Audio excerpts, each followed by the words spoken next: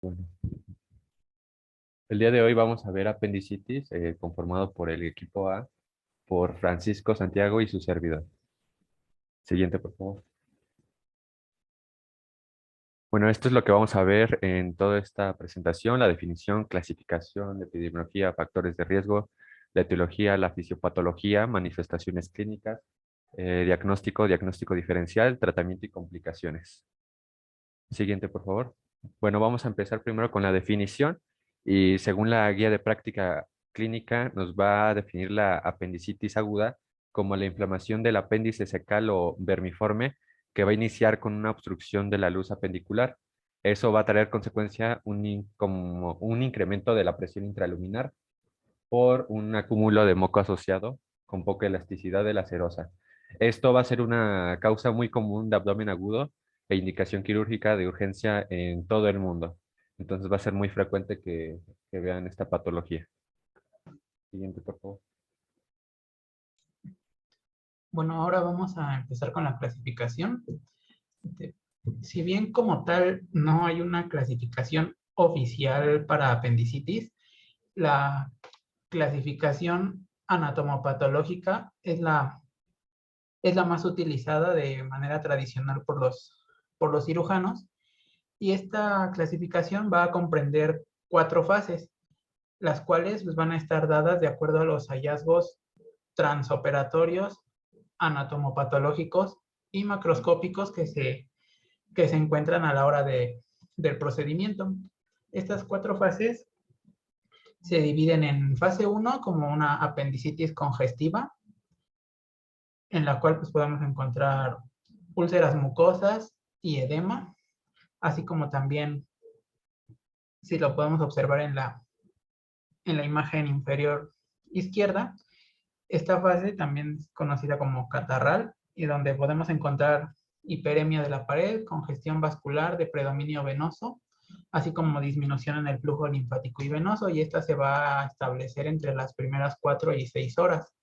La segunda fase de la apendicitis es la flegmonosa o supurativa, en la cual pues, va a haber ya un mayor bloqueo del drenaje venoso, este, así como también una disminución del flujo linfático y venoso, y va a haber aparición de exudado fibrino purulento, y esta se establece entre las 6 y las 12 horas de evolución. La fase 3 es de apendicitis gangrenosa, donde ya hay un compromiso arterial, así como también mayor compromiso linfático y venoso, y va a presentarse necrosis en las paredes apendiculares con componentes inflamatorios, así como también la cantidad de contenido purulento va a incrementar. Y la cuarta fase es la apendicitis perforada, donde pues ya se da como tal una perforación de estas zonas infartadas o necróticas que se presentaban en la fase anterior. Y en esta, pues la pared apendicular se va a perforar, liberando su contenido purulento a la cavidad abdominal, y la cual puede producir peritonitis localizada, formando abscesos o plastrón, que ya hablaremos un poco más de eso más adelante, y peritonitis difusa.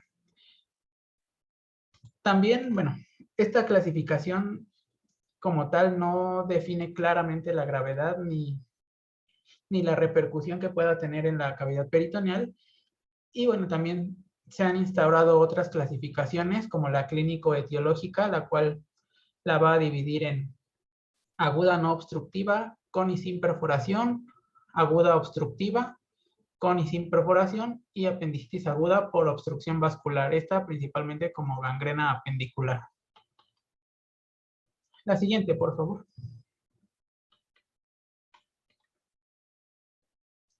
Otras de las clasificaciones que se han establecido para la apendicitis es en base a su proceso de evolución del cuadro, empezando con apendicitis aguda sin perforación, posteriormente una apendicitis aguda perforada, y de esta apendicitis perforada ya podríamos identificar con peritonitis local, con un absceso localizado y con peritonitis difusa.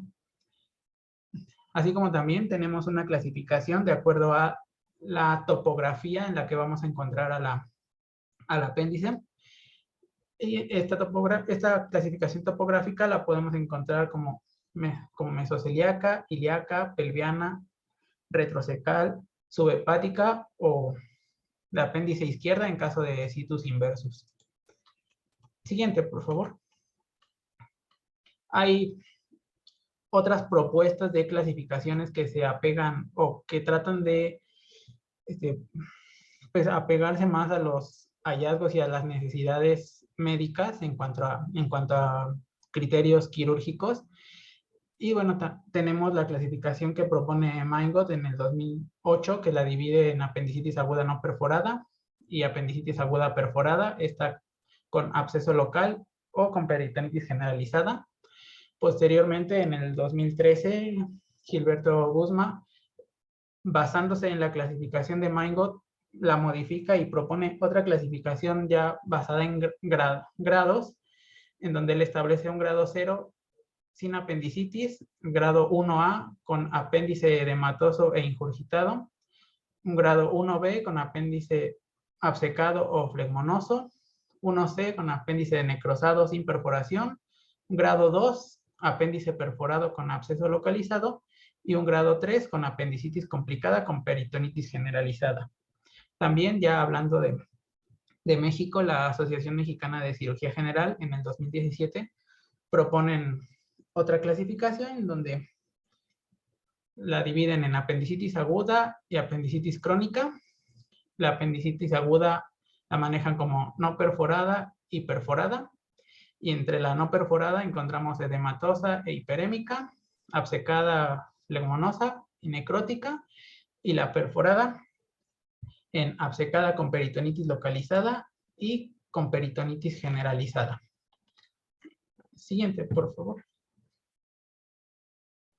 Y bueno, ya por último, entre las referencias que se revisaron, Hernández Orduña propone una clasificación integral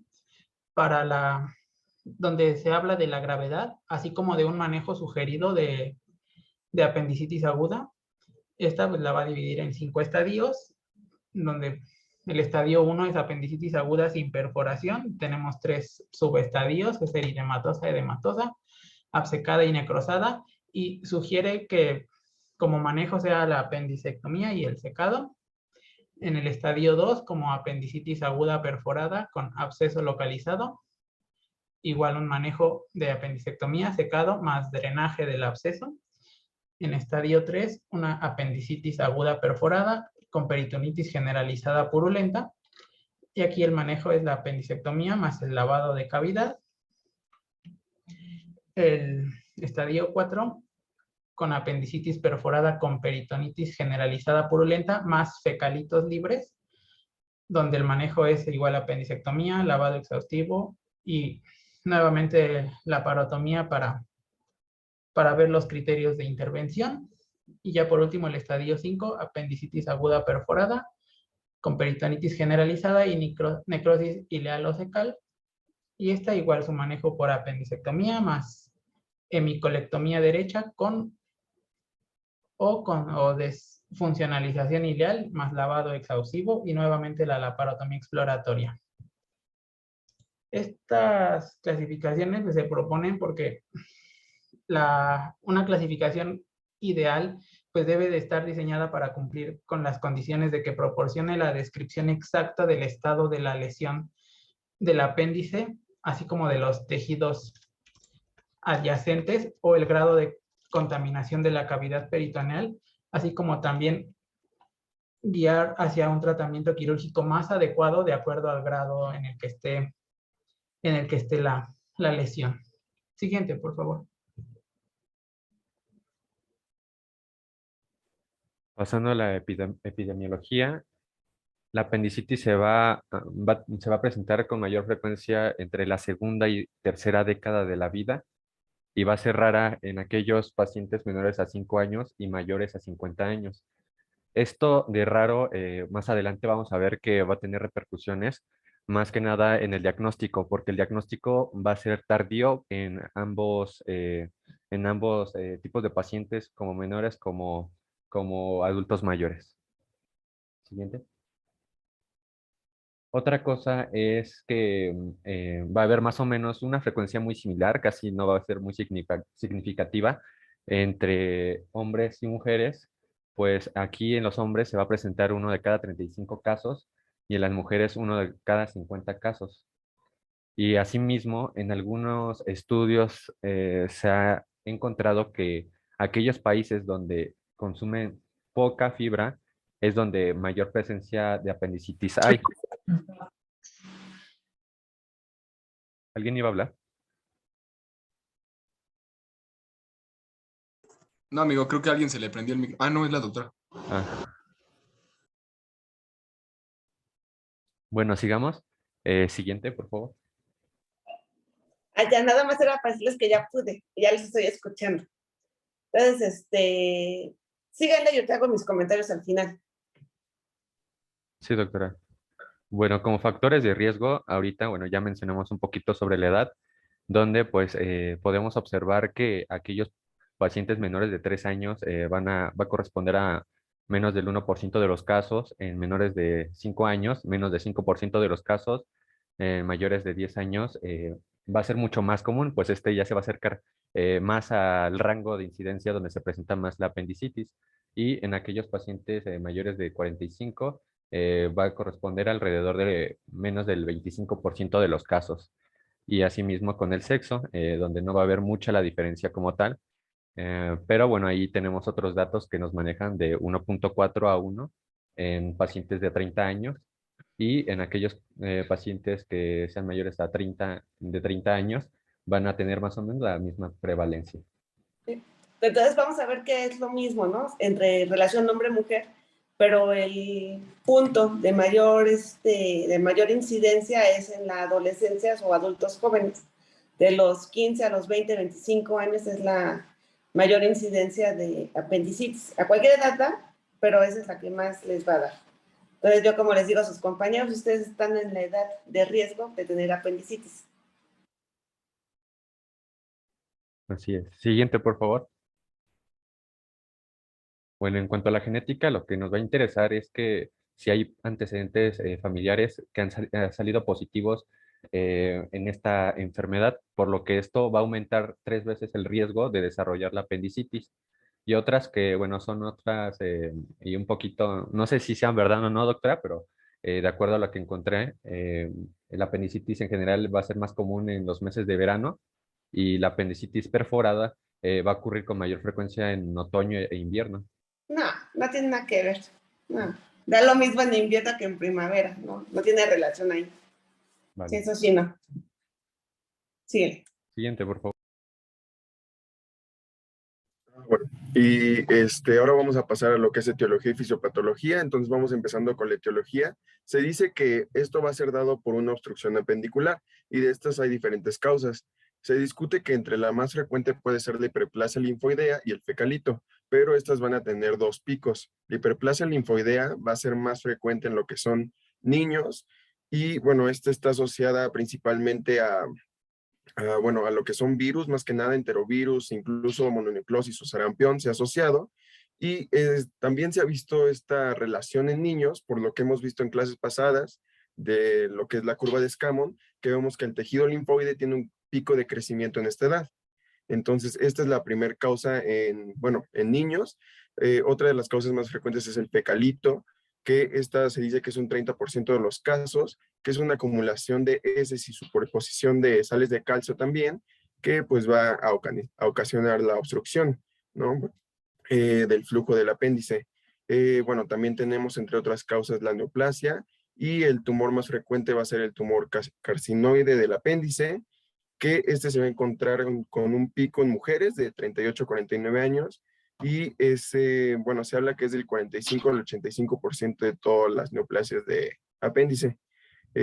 Otras causas menos frecuentes, pero pues que también existen, son los cuerpos extraños, o sea, no como tal cuerpos extraños como una pila o algo así, sino más bien algo más chiquito como una semilla que puede llegar hasta allá a taponar el flujo, o incluso parasitosis, que esta se puede dividir en el mintos y protozoos. Bueno, en el mintos principalmente va a ser por oxurios, que va a ser Enterobius vernicularis, tenias y ascaris. Y bueno, y en protozoos van a ser lo que va a ser entamoeba histolítica y Cryptosporidium parvum. Lo que van a causar en estos parásitos, bueno, la obstrucción va a ser dada principalmente por el movimiento que van a tener en la cavidad, por la fijación temporal que pueden llegar a tener en el apéndice o la propia invasión a la pared. Y pues aquí se ven dos ejemplos en imágenes. La de la derecha es la del fecalito, que vemos que pues es un remanente muy pequeño que va a taponar el flujo y esto va a causar la apendicitis. Y de este lado, esta cosita chiquita que está circulada en negro es el parásito. Y bueno, ahora vamos a pasar a la fisiopatología. Entonces, ya dijimos que la etiología es la obstrucción del apéndice, entonces de ahí vamos a partir que hay algo que está obstruyendo el apéndice que normalmente está así y va a dar va a ser dividida en 4 fases. La primera fase que, bueno, como bien nos había dicho Paco, es la fase congestiva o también llamada catarral, que va a durar de 4 a 6 horas.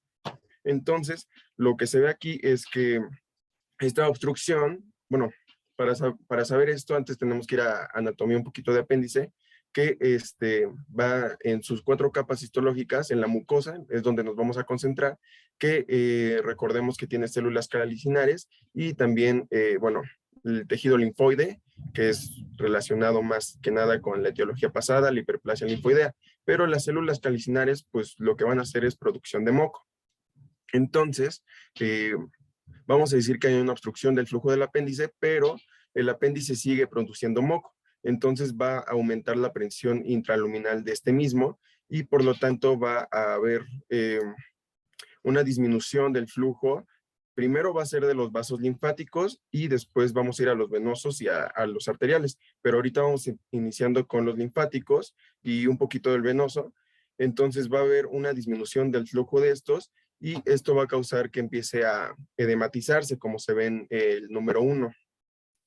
Este edema del apéndice va a causar un dolor de tipo visceral, que esto va a ayudar a explicar un poquito lo que es la cronología de Murphy, en donde vemos que el apendicitis va a iniciar con un dolor difuso, bueno, llamado difuso, pero que es más que nada periumbilical, y esto es por las fibras de peritoneo visceral, porque este dolor va a ser a expensas de este.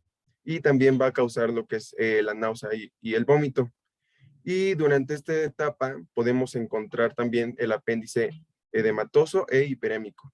Y bueno, también en esta etapa se va a favorecer la diapédesis de bacterias, entonces va a empezar a haber también una infección. Vamos a seguir después con la fase flemonoso supurada, que es la imagen número 2, que esta va a tener una duración promedio de 6 horas, entonces ya vamos con 12 horas, en donde pues otra vez sigue estando la producción de moco y pues no se quita la obstrucción, entonces todavía sigue más el aumento de la presión intraluminal y ya hay proliferación como tal de bacterias y van a llegar, por lo tanto, células inflamatorias, principalmente neutrófilos. Entonces, esto va a condicionar un exudado fibrino purulento y también va a dar, pues, por la misma bacteria, lesión al epitelio y va a generar erosiones a la mucosa, lo que va a ser desarrollado como ulceración en la mucosa. Ahora este edema ya no va a estar a expensas del peritoneo visceral, ya va a estar a expensas del peritoneo seroso, perdón. Y entonces este dolor ya en vez de ser difuso, como vemos en la cronología de Murphy, se va a localizar principalmente en o fosa ilíaca derecho o cuadrante inferior derecho, como lo quieran ver. Y principalmente en esta etapa los microorganismos que se van a encontrar van a ser gram negativos y anaerobios, que son los propios del marco colónico. Ahora vamos a pasar a la fase 3, en donde se llama gangrenosa microperforada o también necrótica. Entonces, en esta la presión intraluminal ya es tanto que también hay una disminución, bueno, ya hay una isquemia porque ya no hay flujo arterial. Primero fue el flujo linfático, después el venoso y ahora el arterial. Entonces, esto va a generar una isquemia y por lo tanto las bacterias que van a proliferar aquí, o bueno, que van a seguir aquí, van a ser las anaerobias y esta isquemia va a llevar a una etapa de gangrena y necrosis. Bueno, aquí ya esto se habla que es otras 12 horas, entonces ya es de las 12 horas a un día, más o menos, o incluso 2. Y también esta etapa va a estar caracterizada por fiebre, por liberación de toxina de las bacterias, por las áreas de necrosis, por la isquemia y microabscesos de la pared, que son parte de esta destrucción. Después vamos a seguir con la última etapa, que es la fase 4. En esta ya se dice que es una etapa perforada. Entonces, para esto ya debieron de pasar 2 días desde la obstrucción. Bueno, en promedio, eso se dice en la literatura, de 48 a 72 horas. Y en esta aumenta tanto la presión del apéndice que se va a romper liberando su cavidad, su contenido a cavidad peritoneal. Y bueno, esta va a dar como tal varias cosas. Puede dar una peritonitis que va a ser localizada o generalizada dependiendo a cuántos cuadrantes afecte, o también puede formar un absceso localizado. Y bueno, como último también de la fisiopatología, también hay una formación de algo diferente que es el plastón apendicular, que este es un proceso un poquito más lento, que es formado por adherencias de las asas intestinales y del omento, que van a quedar, pues digamos, limitando, localizando el daño nada más esta zona, y eso es lo que va a hacer el plastón apendicular, que se va a poder palpar incluso al hacer la exploración de apendicitis. Y bueno, pasamos a lo siguiente. Estaba tantito. Bueno, entonces, el dolor va a empezar, es por la inervación, por el plexo solar.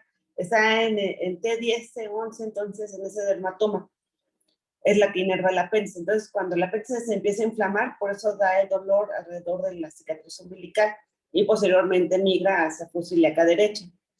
Recuerden que la luz del apéndice con cualquier cosita ya se taponeó. O sea, se dice que con 0.5 de mililitros ya se tapó. Entonces, pasa tantita popó, ya se tapó. Se inflama el tejido linfoideo, ya se tapó. Que entró un pedacito de semilla, como generalmente es la chía o la guayaba, pues ya se tapó. Y cada 12 horas va avanzando el proceso de apendicitis. Entonces, a partir de, como dice bien su compañero, a partir de los 2 días, pues ya el apéndice está complicada, ya se perforó. Previo a eso está rojita porque hay un aumento tal como lo platicó su compañero, un aumento de la irrigación. Posteriormente se obstruyen los linfáticos, entonces ya no hay regreso, se pone edematosa. Luego ya no hay una buena irrigación, se empieza a poner negrita, y al no tener una buena irrigación, pues ya se perfora. Es así como va evolucionando. Entonces, cuando llega un paciente de servicio de urgencias que pasó una semana, pues ya sabemos que la apéndice ya está perforada. Y el plastrón es el epiplón. El epiplón es el chismoso del abdomen. Hay un proceso inflamatorio y trata de encapsular esa zona para que no se haga una peritonitis generalizada. Entonces, ya cuando se perfora el epiplón ya está ahí tratándolo de contener, a veces que nomás no puede y se hace una peritonitis generalizada. Síganme.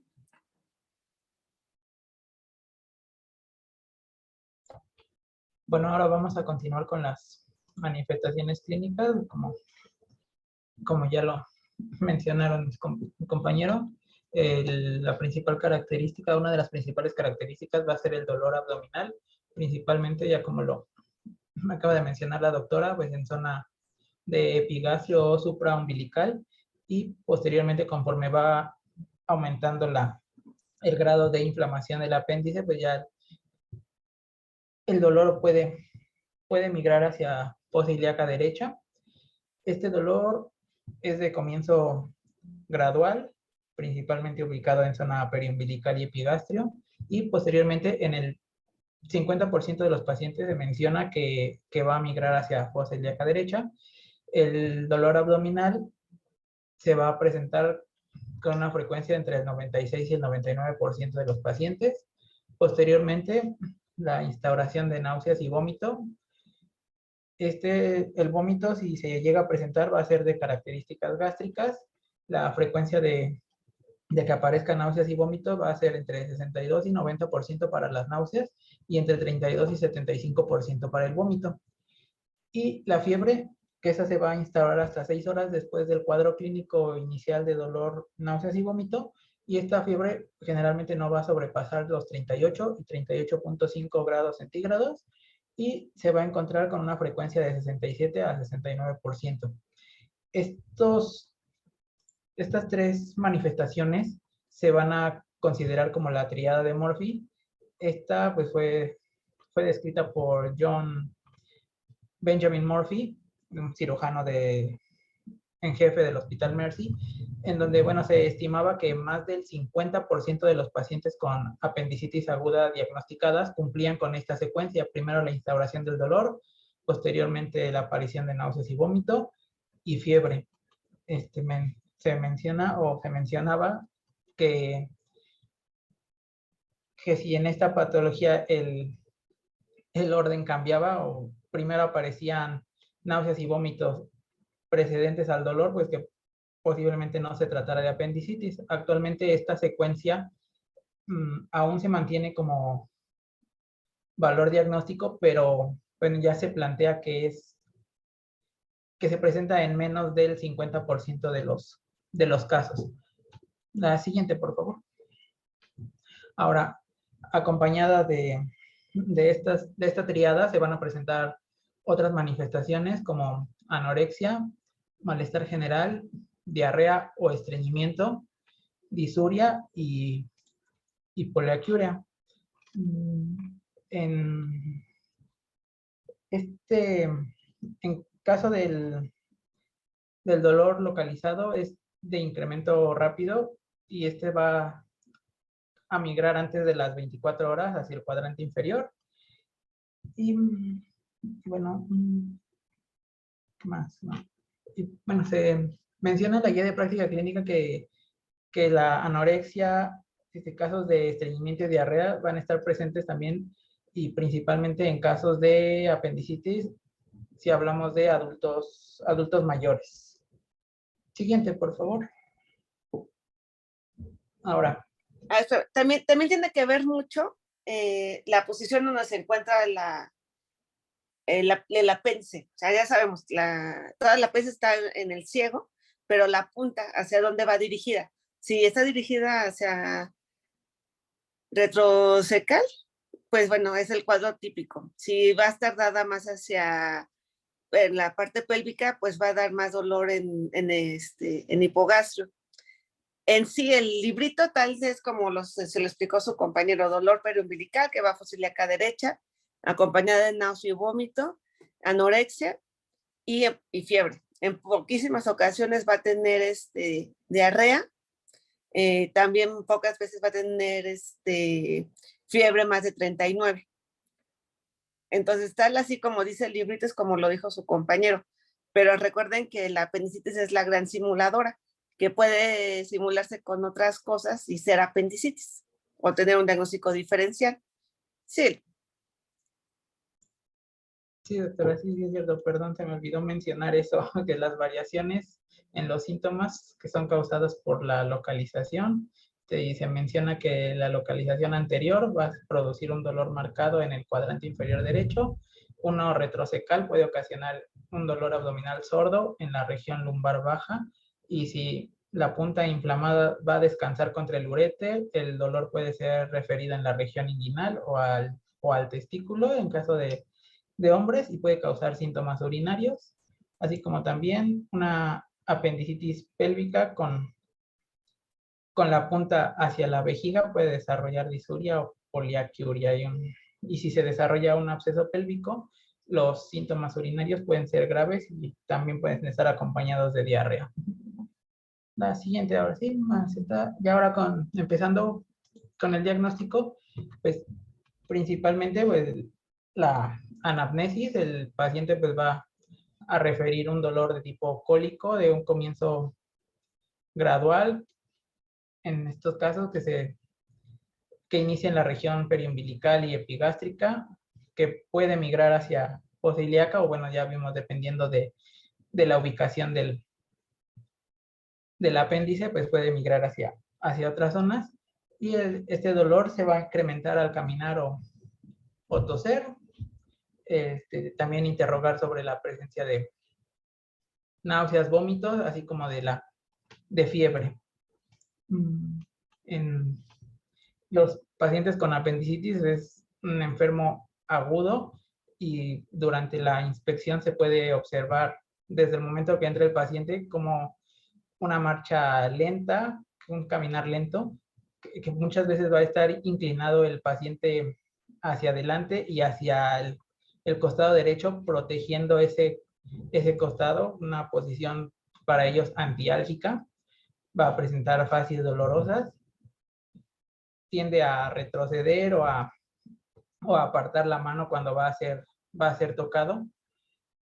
En estos pacientes se debe de realizar la toma de signos vitales, encontrando pues una temperatura mayor de 38 grados, taquicardia, en algunos casos se puede presentar taquipnea.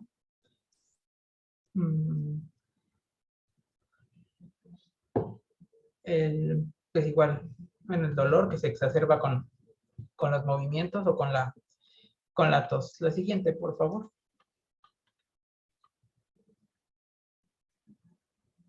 Ahora, a la exploración física, pues se va a evaluar la ubicación del dolor, así como también la distensión abdominal, la hiperestesia en el abdomen.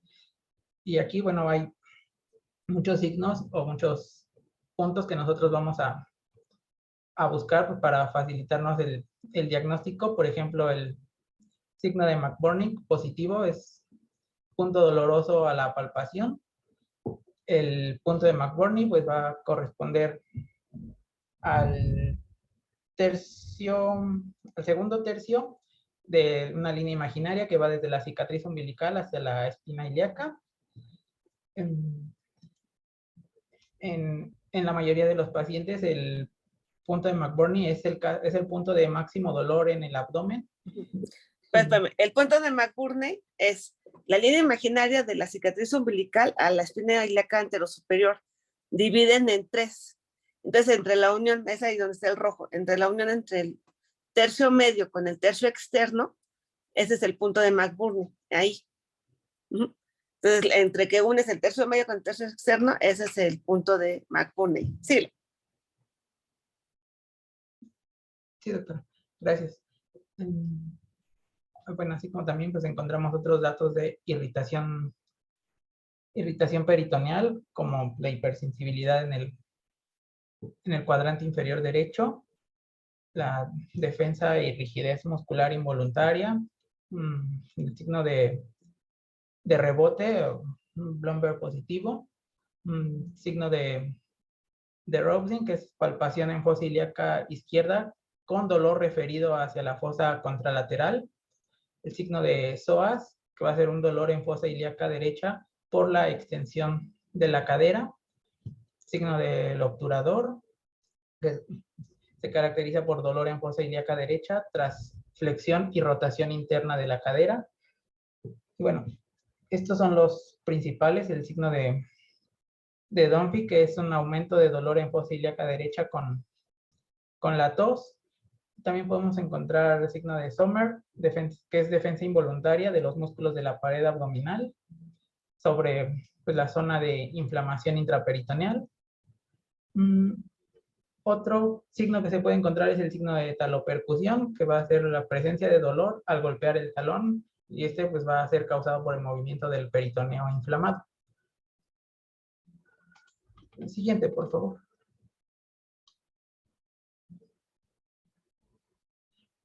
Bueno, aquí en este cuadro tomado de la guía de práctica clínica se pone la prevalencia de los síntomas y signos comunes de apendicitis, como ya se los había mencionado anteriormente: dolor abdominal entre un 99 y 100%, hipersensibilidad o dolor en cuadrante inferior 96%, anorexia que se presenta en el 24 y 99%, náuseas 62 a 90%, fiebre menor de, bueno, aquí es 38 grados o 39 grados, me imagino, que es de 67 a 69, vómito 32 a 75, la migración del dolor, como les mencionaba, no todos los pacientes, aproximadamente el 50% de los pacientes van a presentar esta migración del dolor, la hipersensibilidad al rebote y defensa muscular en el cuadrante inferior derecho, que se presenta en el 21% de los casos. Siguiente, por favor. Bueno, además de los hallazgos clínicos, pues gracias a la exploración física y también los datos encontrados en la anamnesis, la apendicitis se puede confirmar mediante estudios de laboratorio y gabinete, entre los cuales pues, vamos a encontrar los datos de laboratorio. Los más importantes es una leucocitosis con predominio de polimorfonucleares, los cuales pues, tienen una sensibilidad aproximada reportada del 85% y cuentan con una especificidad baja aproximadamente del 60%.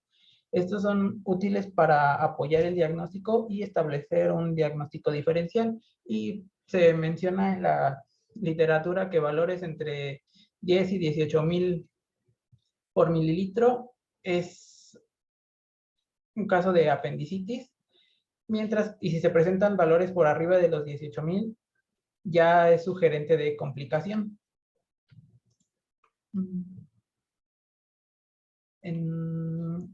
En cuanto a los estudios imagenológicos que se pueden emplear para el diagnóstico de apendicitis. Espérame tantito. O sea, recuerden que cuando hay leucocitosis es de que hay un proceso inflamatorio o infeccioso. No nada más de apendicitis, también lo vamos a ver en enfermedad diverticular complicada, en colecistitis aguda, en una oclusión intestinal, ya que hay sufrimiento de asa. Aquí lo importante es que más de 10,000, dependiendo del laboratorio, es que hay aumento de leucocitos. Y lo importante en apendicitis es que tiene desviación a la izquierda, que es con la neutrofilia, que es el segmento de los glóbulos blancos, que son los que se van a elevar. Sí, eleva. En cuanto a los estudios imagenológicos, se pueden emplear estudios o proyecciones radiográficas, las cuales pues, son poco útiles, por así decirlo, al establecer el diagnóstico de apendicitis. Sin embargo, va a haber hallazgos radiográficos que han sido asociados con apendicitis aguda. Por ejemplo, fecalito en el cuadrante inferior derecho, ileo que va a estar localizado en fosa ilíaca derecha, así como también borramiento del psoas, ocasionalmente aire libre, y así como también un aumento de la densidad en el cuadrante inferior derecho. En las imágenes de la diapositiva podemos encontrar en el inciso A y B un patrón gaseoso intestinal anormal dado por la dilatación de las asas intestinales delgadas en el hemiabdomen superior, y en el inciso C podemos observar un fecalito con una morfología ovalada y una densidad, de densidad cálcica, lo reportaban en el artículo. La siguiente, por favor. En las radiografías de abdomen, el fecalito se va a ver muy poquito, solamente en un 10% se va a ver el fecalito. Entonces, lo que nos va a servir es para hacer diagnóstico diferencial. Los datos clásicos de apendicitis es el asa fija, que es que se vea una burbuja negra en la fosa ilíaca derecha, que en ambas proyecciones, tanto de pie y de cúbito, se ve exactamente la misma imagen. Esto se llama imagen de asa fija. El borramiento de psoas, que es la imagen que da el músculo psoas, se ve borrado en la fosa ilíaca derecha. La posición antiálgica, que la columna esté desviada hacia el lado derecho. Disminución de la grasa preperitoneal, son los datos clásicos de apendicitis. Ya cuando hay aire libre, quiere decir que ya se perforó, pero que ya está complicada esa apéndice. Tenemos otros estudios que ahorita los va a comentar su compañero, pero siempre hay que tomar, aunque no es tan específico ni sensible para apendicitis, pero siempre hay que tomar una radiografía de pie y de cúbito de abdomen simple para descartar otras patologías. Síguele, doc. Sí, doctora, gracias. Otro de los estudios que se pueden emplear es la ecografía, en la cual el hallazgo reportado va a ser un diámetro apendicular aumentado, mayor de 6 milímetros. Este hallazgo o este estudio tiene una sensibilidad del 88% y una especificidad del 92%, así como también cuenta con valores predictivos positivos del 94% y valores predictivos negativos del 86%. Y en la diapositiva tenemos una imagen de una ecografía. En el inciso A es una imagen axial de apéndice cecal sin compresión, en la cual se ve engrosada con un diámetro de 13 milímetros. Y el inciso B son un apéndice ya con maniobras de compresión, en donde no se observa un cambio en el diámetro, se observa una alteración en la ecogenicidad de la grasa adyacente, que es la que está marcada por el asterisco en el inciso B de la imagen. La imagen clásica es esta, la que ven, imagen de Diana. De la de Diana es de donde se da el tiro al arco, que están los circulitos. Entonces es negro, blanco, negro. Esa es la imagen característica de apendicitis en el ultrasonido, que es por lo que les comentó su compañero. Síguele, doc. Otro de los estudios es la tomografía computarizada, la cual va a representar uno de los estudios de imagen que nos va a permitir un diagnóstico más preciso y a su vez nos va a permitir diferenciar entre apendicitis aguda perforada y no perforada. En el caso de la tomografía, los signos descritos para el diagnóstico de apendicitis va a ser igual observar el diámetro apendicular aumentado, mayor a 6 milímetros. Esto nos va a dar con una sensibilidad de 93% y una especificidad del 92%. El espesor de la pared apendicular también aumentado, mayor de 2 milímetros. La grasa periapendicular encallada, así como también un reforzamiento de la pared apendicular.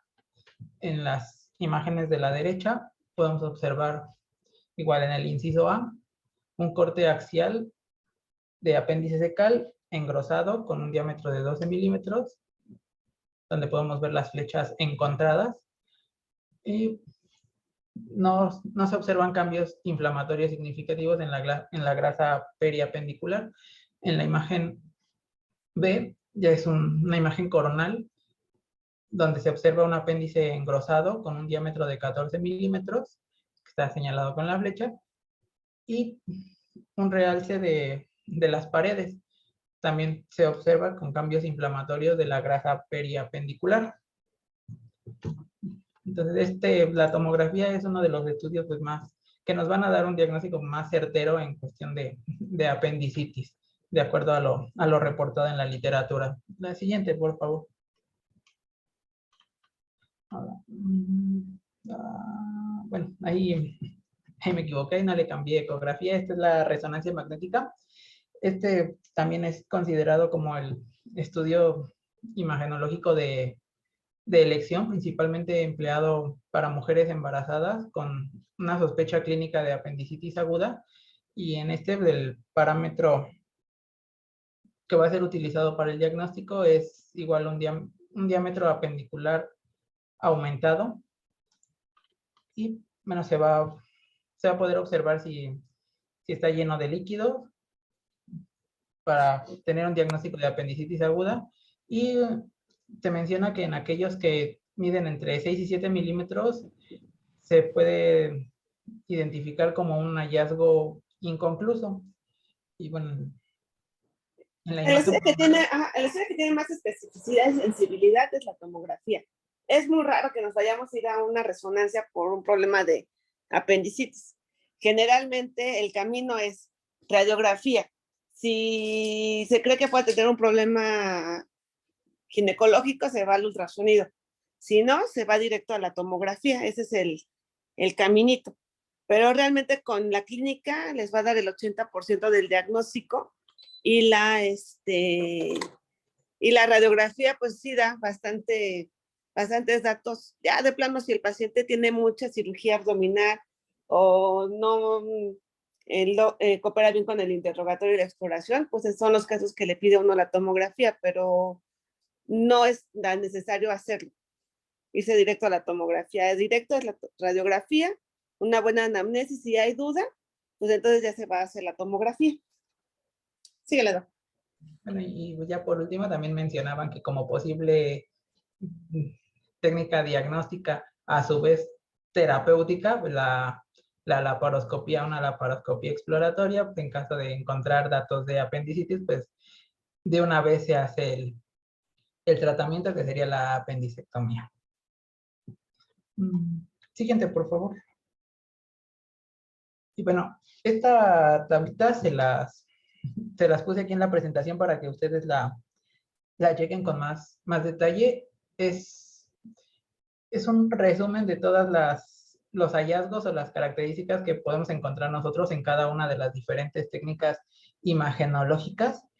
Y bueno, si quieren todavía leer un poquito más de características de cada una, porque este es como los puntos principales que venían en la referencia que está indicada en la diapositiva, es del artículo de donde tomé la información para realizar esta tabla. Entonces, para que con más calma ya cuando tengan la presentación la puedan revisar. Siguiente, por favor.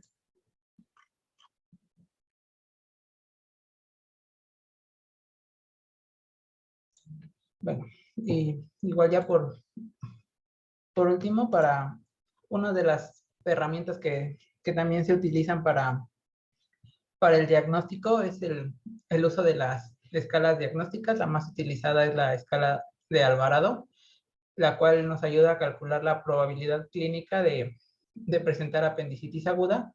Esta se basa en 3 categorías: pues, síntomas, signos y laboratorios, en donde vamos a tener diferentes parámetros. Por ejemplo, la migración del dolor, si presenta anorexia, náusea, vómito, dolor en el cuadrante inferior, dolor al rebote, fiebre, leucocitosis, así como desviación hacia la izquierda.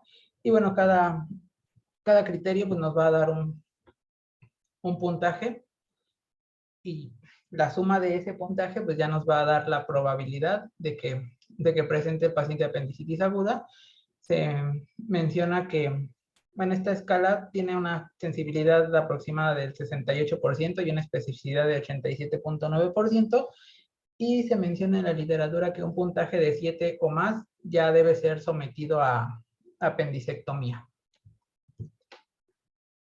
La siguiente, por favor. Esta escala de Alvarado es la más utilizada. Hay muchas, hay índice de leucocitos neutrófilos, hay muchas. Recuerden que al haber muchas escalas de lo mismo significa que ninguna es buena, ¿no? Ninguna es el 100% la que tiene toda la especificidad y sensibilidad. Pero la que se ocupa mucho es esta, la de Alvarado, porque es sencilla de recordar. Tiene los puntos, entonces recuerden, de 1 a 3, menos de 3, pues seguro no es apendicitis y tiene otra cosa el paciente.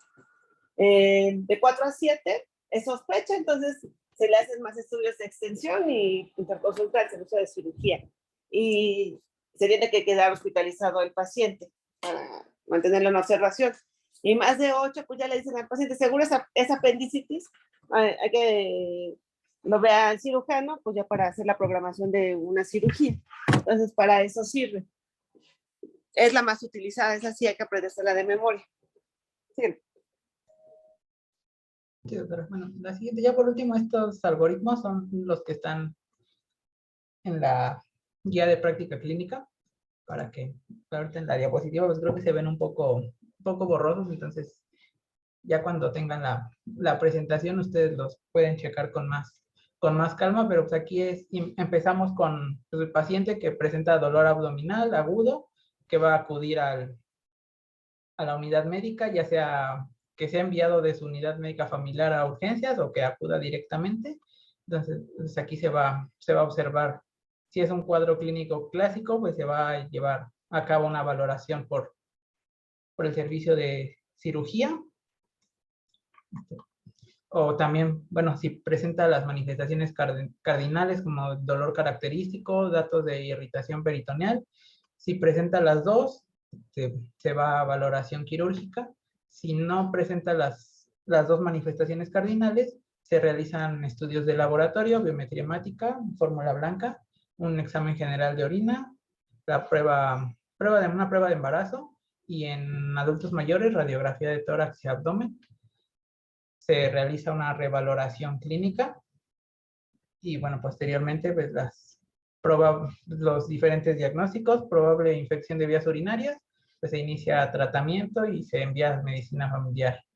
La prueba de embarazo positiva, una interconsulta a ginecología y obstetricia con datos cardinales positivos, dolor característico, datos de irritación peritoneal y leucocitosis con neutrofilia. Estos 3 datos cardinales, si los tiene, se realizaría la valoración quirúrgica. Si no los presenta, pues ya habría que ver si es un adulto joven, una mujer en edad reproductiva, que no esté embarazada, si es adulto mayor o si se encuentra en edad pediátrica. La siguiente, por favor.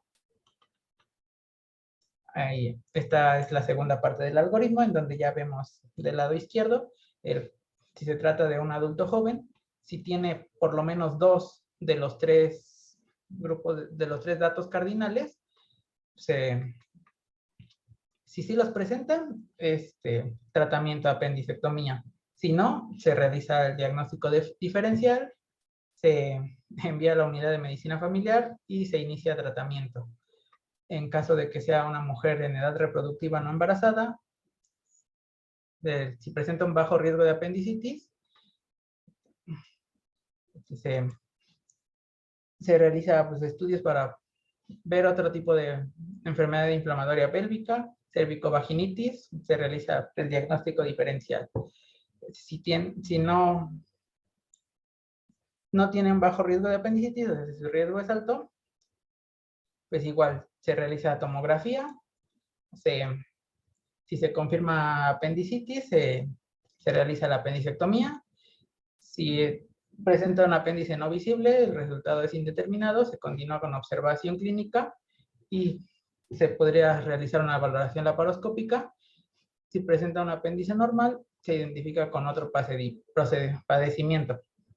Y bueno, igual pues lo mismo para adulto mayor y para niños. Les digo, este algoritmo lo pueden ver con más detenimiento en la guía de práctica clínica.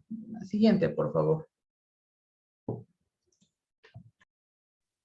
Bueno, como nos comentaba la doctora, este padecimiento va a tener muchísimos diagnósticos diferenciales. Estos nada más son los que menciona la GPC, en lo que se encuentra obstrucción intestinal, colecistitis aguda, que es un tema que también vamos a ver, diverticulitis de Meckel, que es muy frecuente, pues va a ser en edad pediátrica, por ser un remanente congénito, y también se encuentra pancreatitis incluso, entre los urológicos que también van a ser muy frecuentes y por eso entre los métodos de imagenología que se recomienda o el método de elección que se recomienda por la GPC es el ultrasonido, porque vamos a tener muchos padecimientos como es el embarazo ectópico, que se va a diferenciar porque tiene incluso su tríada clásica de ausencia de sangrados, una masa palpable y también dolor pues, abdominopélvico, ruptura de folículo ovárico, que también es conocido como síndrome de Mitters-Meyers, algo así, un nombre alemán, que esto pues nada más, es una evolución dolorosa que puede ser unilateral y pues en caso de que es en fosa ilíaca derecha, pues va a simular mucho apendicitis y es muy, muy parecida, incluso tiene pues un dolor muy parecido, nada más que es de 48 horas de evolución y pues se quita con la evolución. También quiste de ovario torcido, salpingitis, enfermedad inflamatoria pélvica, en hombres incluso es torsión testicular y otras causas como es gastroenteritis, bueno, aquí es neumonía creo, y cetoacidosis diabética, pero pues hay muchas. En niños principalmente también se va a diferenciar con lo que es adenitis mesentérica, que esta es una inflamación de los ganglios linfáticos abdominales y va a tener de diferencia que va a tener un antecedente de una infección y esto es lo que va a causar esta adenitis mesentérica. Pero pues siempre si la clínica no da, están los métodos de imagenología que como bien dijo la doctora, el gold standard es la TAC, ¿no? Y bueno, pasamos al tratamiento, que el tratamiento de elección en toda apendicitis va a ser la apendicectomía y esta principalmente se va a dar por 2 vías, la vía laparoscópica o la vía abierta. Aquí hay como mucho, hay mucha diferencia dependiendo de qué leas, porque hay algunos que recomiendan la abierta como método así en todas o laparoscópica, y es que la abierta desde que se inventó, que se introdujo a la medicina en 1894 más o menos, pues no ha cambiado mucho y ha sido bastante buena, pero desde que se incluyó pues la vía laparoscópica más o menos en la última década de los 90, se ha optado porque esta tiene varios beneficios y bueno, aquí en esta tabla les expuse algunos beneficios de cada una. Entonces, los que argumentan de la apendicectomía abierta, se dice que tiene una tasa más baja de la infección de la herida. No, esto está al revés, ¿eh? Sí, apendicectomía laparoscópica tiene menor dolor posoperatorio, menor, bueno, y no, es que lo puse medio al revés, medio no. Sí, El menor dolor es al posoperatorio, revés. O sea, sí, el entonces, a ver, menor,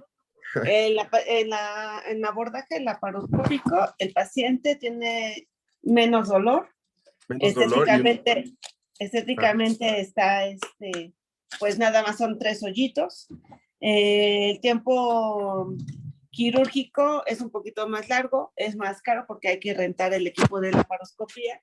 La tasa de infección es menor en la laparoscopía que en la abierta, pero también está como eso medio sesgado, porque cuando el paciente tiene una apendicitis complicada, entonces con la micolectomía derecha sí se puede realizar por abordaje laparoscópico, pero generalmente la tendencia es a convertirlo a abierto para abierta, hacer la sí. micolectomía. Entonces, pues claro que se va a infectar la herida más, porque la apéndice pues ya está complicada.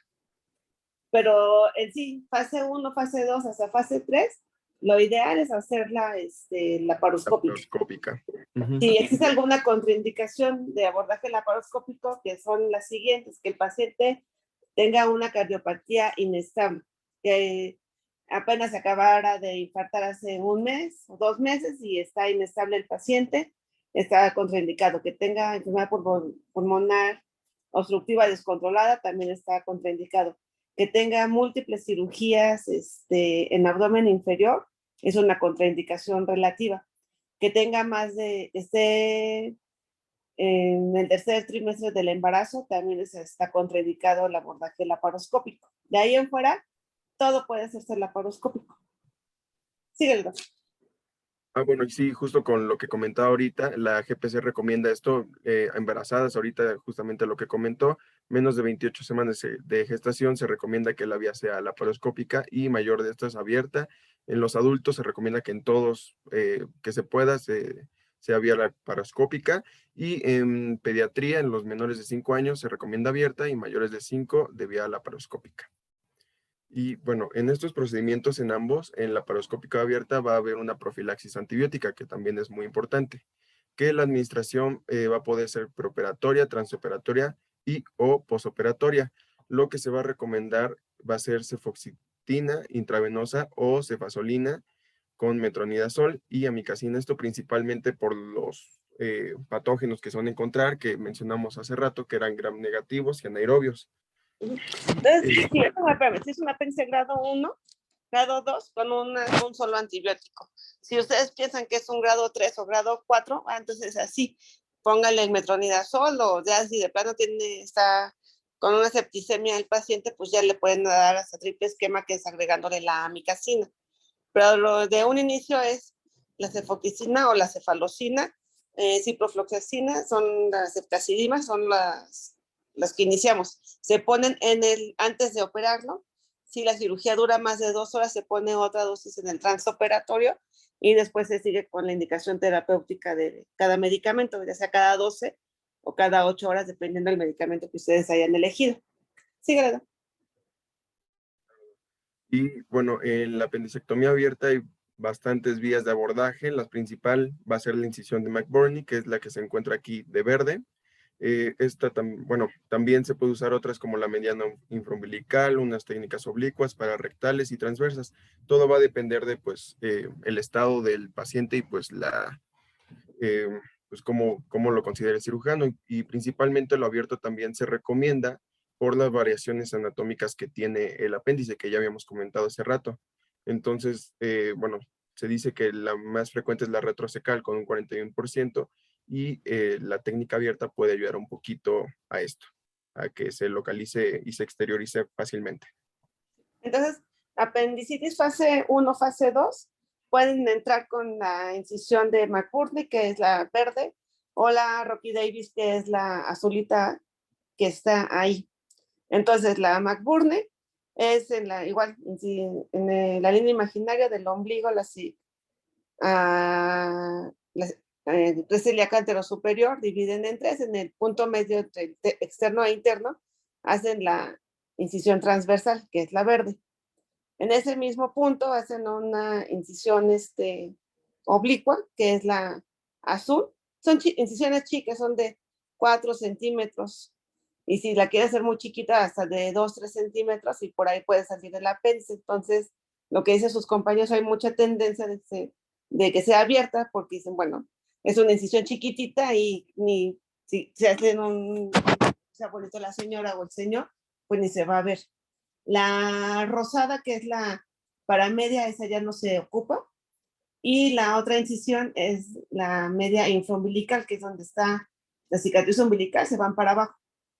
Entonces eso es cuando está una apendicitis fase 3 o fase 4. Ese es como uno escoge el tipo de abordaje en abierto. Síguele. Por medio de apendicectomía laparoscópica, normalmente, bueno, también va a depender de la fase de la apendicitis, pero normalmente en este procedimiento se van a colocar 3 trócares, perdón. Uno va a ser de visión y los otros 2 para, bueno, maniobrar. El primero va a ser el trócar de 10 milímetros, que se va a ubicar subumbilical, y los otros 2 van a ser de 5 milímetros, bueno, se menciona, que va a ser suprapúbico y en cuadrante inferior izquierdo. Y bueno, al final de la presentación, es que no me dejó poner el video como tal, entonces al final se los proyectó en YouTube, pero vamos a ver una apendicectomía laparoscópica. Y bueno, este es un algoritmo de el abordaje de tratamiento, que bueno, aquí menciona manejo con antibiótico nada más, pero pues esto ya es de un libro un poquito viejito, pero me pareció bueno. Que ya no se puede manejar solamente la apendicitis con antibiótico, lo que se recomienda es la apendicectomía, pero No, vemos... espérame, es que eso sí está escrito y lo van a encontrar y ni es tan viejo. Hay una tendencia de la apendicitis crónica.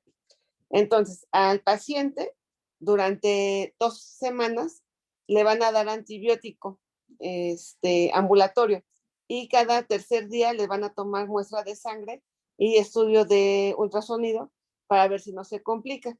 Entonces se ha visto que sí hay una mejoría en los pacientes. Esa tendencia es europea, de una apendicitis crónica. Hubo un tenista que le dio apendicitis, iba a jugar la final de no me acuerdo qué torneo, y decidió, era en eso, darle su antibiótico, y una semana posterior le hicieron la apendicectomía. Entonces eso sí lo van a encontrar, esa tendencia. Aquí en México, la tendencia, y en Latinoamérica la tendencia es operarlos. ¿Por qué? Primero, la gente no se toma los medicamentos. Tampoco tenemos los recursos para hacerlos dándole el seguimiento cada tercer día para ver cómo van los laboratorios y su ultrasonido. Entonces, mejor se opera. Y la otra es, si no se operan, les das el tratamiento, posteriormente el paciente puede desarrollar apendicitis en cualquier momento de su vida y realmente requerir su antibiótico. Entonces, el pensamiento es, pues mejor se opera. Sí o sí se opera una apendicitis, se hace la apendicectomía y el paciente queda bien. Síguelo, doctor. Y bueno, esto en el caso de apendicitis no perforada, aquí es lo que menciona el diagnóstico, digo, el algoritmo, y en la perforada pues hay diferentes presentaciones, como es la peritonitis generalizada, que ya nos había mencionado también Paco, que se hace una apendicectomía y un lavado de cavidad. En caso de un plastrón apendicular, se va a ver si compromete o no el ilion terminal y el ciego, y si sí, se va a hacer un manejo con antibiótico y ya posteriormente la apendicectomía, y si no, pues se procede a la apendicectomía. Y por último, el absceso apendicular, que se va a ver si es mayor de 3 centímetros. Si sí es mayor, se va a hacer un manejo con antibiótico y un drenaje percutáneo de este absceso. Y en el caso de que no, se va a proceder inmediatamente con la apendicectomía también. Y ya por último, con las complicaciones, la complicación más grave que se va a presentar es la perforación con peritonitis generalizada. En estos pacientes el pronóstico va a ser generalmente grave, con una morbilidad del 47%, así siendo que las complicaciones más frecuentes sean las infecciones de herida y de los abscesos intraabdominales. Pero también puede haber múltiples manifestaciones, como puede ser el desarrollo de un absceso apendicular localizado, el desarrollo de las fístulas hacia porciones del intestino o hacia las vías urinarias o hacia la vagina en caso de mujeres. Y también puede haber fenómenos vasculares del tipo pilefeblitis, que este es una trombosis séptica de la vena porta o de sus ramas que va a ocurrir como consecuencia de un foco infeccioso intraabdominal o pélvica. También, aunque de forma rara, cuando el proceso no va a llegar a la supuración, puede haber una regresión del proceso apendicular, es decir, que se va a presentar fibrosis y entonces se puede volver a presentar apendicitis aguda posteriormente. Y bueno, en los extremos de la vida, las complicaciones son mucho más frecuentes. Por ejemplo, en los niños el cuadro va a progresar mucho más rápido y en los menores de 5 años el riesgo de perforación va a aumentar hasta en un 50%. Y en los adultos mayores generalmente va a haber un retardo en el diagnóstico, asimismo como con los niños y las embarazadas, y mayor porcentaje de perforación. Entonces, este diagnóstico tardío va a ser debido a la menor respuesta inflamatoria en los adultos mayores. Siguiente, por favor.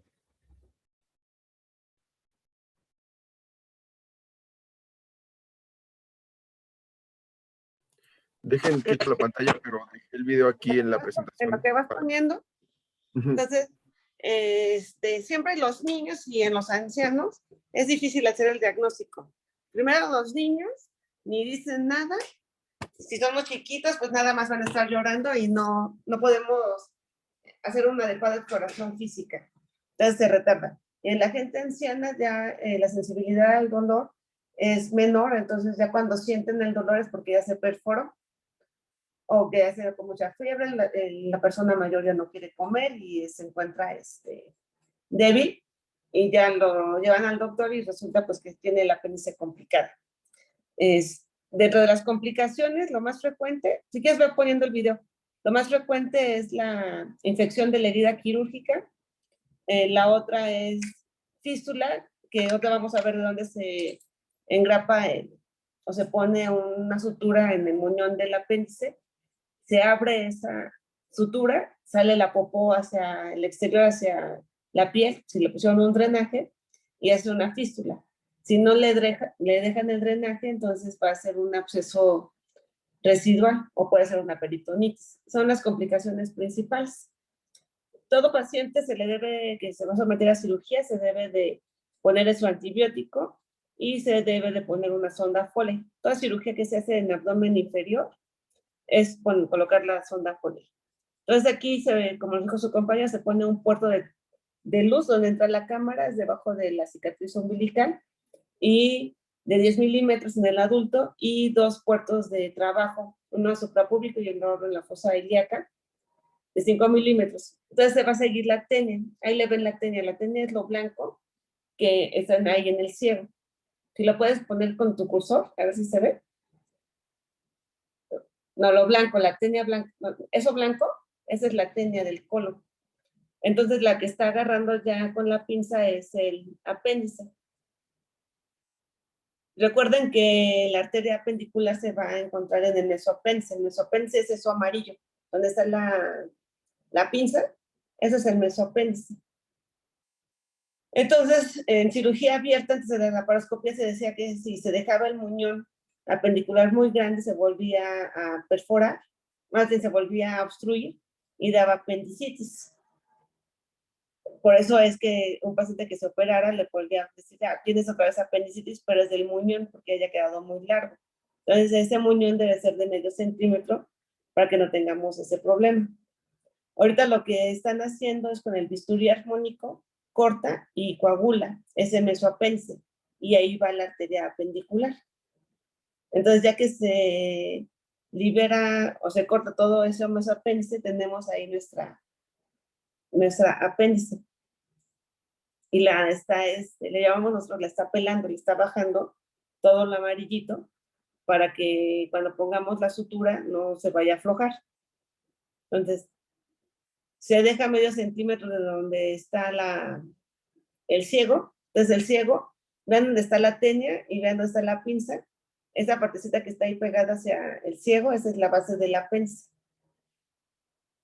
Y se pueden hacer por 2 vías. Otra va a ser un nodo intracorpóreo, ¿Qué quiere decir? Se mete la sutura, que es la seda de 2 ceros, se mete un cachito un segmento de como 10-15 centímetros y se hace el nudo intracorpóreo, que es lo que están ustedes viendo. La otra técnica, se pueden poner unas grapas, pero la más usada es el endoloop. Ese endoloop está ya preformada la jareta y en la parte de afuera se ve como un popotito. Entonces uno mete el popotito por un trocar de trabajo y mete el apéndice en la sutura, en el hoyo de la jareta. Y ya, se mete el apéndice, se deja medio centímetro y el popotito se jala y ese va a correr el nudo para que se cierre completamente. Se ponen 2 endoloops o 2 suturas intracorpóreas que se quedan con el paciente y otra afuera y se corta. En ocasiones se puede meter una bolsa que se llama endovac o se saca el apéndice a través del puerto de uno de los puertos de trabajo. Hay el riesgo de que se pueda infectar el puerto, ahora sí, la herida del puerto de trabajo. Entonces ahorita va a ser el otro nudo intracorpóreo.